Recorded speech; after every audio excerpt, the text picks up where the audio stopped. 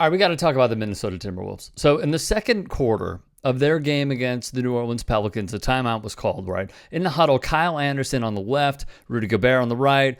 Look, they got a disagreement. Happens with teammates. They continue to bark at one another, with Anderson expressing himself with his arms. Gobert, none too pleased, takes exception, simultaneously takes a step forward, and throws a punch into the chest of his running mate. Now, what really gets me is seeing the reaction from fellow NBA veteran Taurean Prince, who steps up and pushes Gobert away.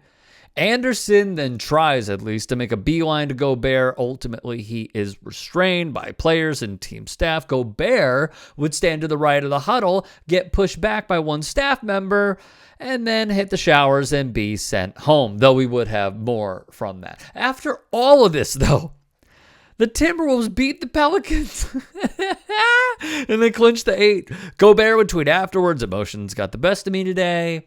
Shouldn't have reached the way I did. Regardless of what was said, I apologize to the fans, the organization, Kyle, as in Anderson, who is someone I truly love and respect as a teammate." Now, NBA Twitter darling Rob Perez would give his own theory. Gobert was porous defensively, didn't help on an inbounds that led to a turnover and 2 points for the Pelicans earlier in the game, and got buckets handed to him by Jonas Valanciunas. Perez claims Anderson told Gobert, "Run back, you big old B word. You're a B word." And that's when Gobert threw the punch at Anderson. We'll leave a link to Wob's piece in the description box below. Adrian Wojnarowski, who has sources with sources inside of sources with more sources, would then put in a piece the following.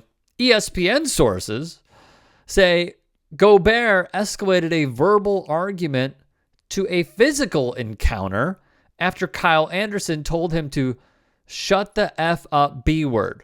The disagreement started with Anderson telling Gobert to block some shots. Gobert told him to grab a board and ended with a punch and Gobert getting sent home. The STFUB word in Woj's article, citing a team source, got to Gobert and set him off. Thus, you saw the punch connect to Slow-Mo's chest. Anderson told the media, "Tempers flare. You're in the middle of a game we all want to win, a huge one. It is what it is. You know, blank happens. It's not the first time something like that has happened." Now, one of the funnier moments after all of this was SportsCenter's official Twitter account reflecting on when Draymond Green was caught on video, practice video, mind you, swinging on teammate Jordan Poole.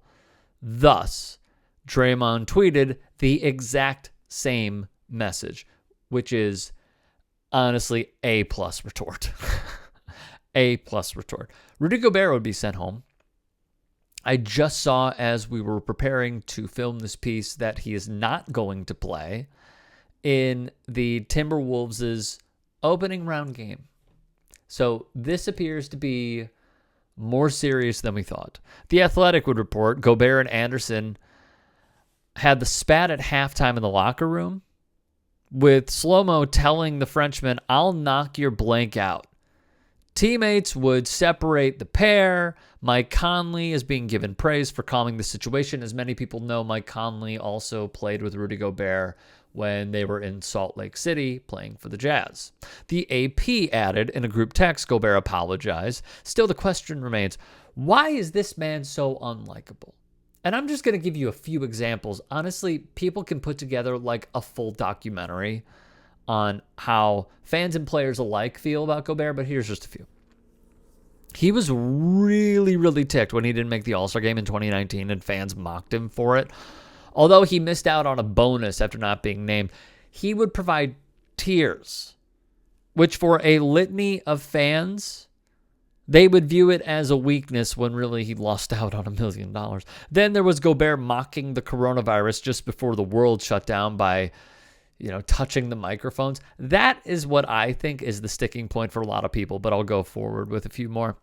Then there were his fellow players getting on him about winning Defensive Player of the Year while guarding, in their eyes, ineffective offensive players. Patrick Beverley gave the quote on your screen about Gobert guarding Jared Vanderbilt, who's actually turned into a very important piece for the Los Angeles Lakers, who have the second best record after the All-Star break. Prior to being teammates, Anthony Edwards said of Gobert, anytime I go against Kristaps Porzingis, I don't get no layups. I don't get why we couldn't finish on Rudy Gobert. He don't put no fear in my heart. Then there was Shaquille O'Neal. Rudy's a great player, Shaq said, a fine defensive player, but he offers nothing on the offensive end, like he has no post moves. When Spice Adams told Shaq he would be held to 12 points, Shaq said, yeah, in the first 3 minutes.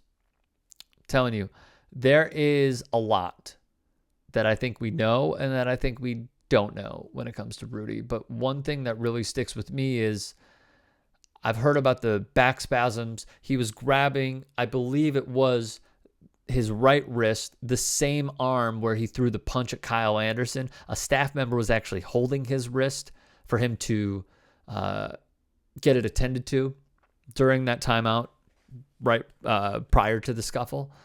There's a lot here. But even with the injuries, if it's the playoffs, you're probably playing. And the fact that he is not says a lot about the state of this team. It just does.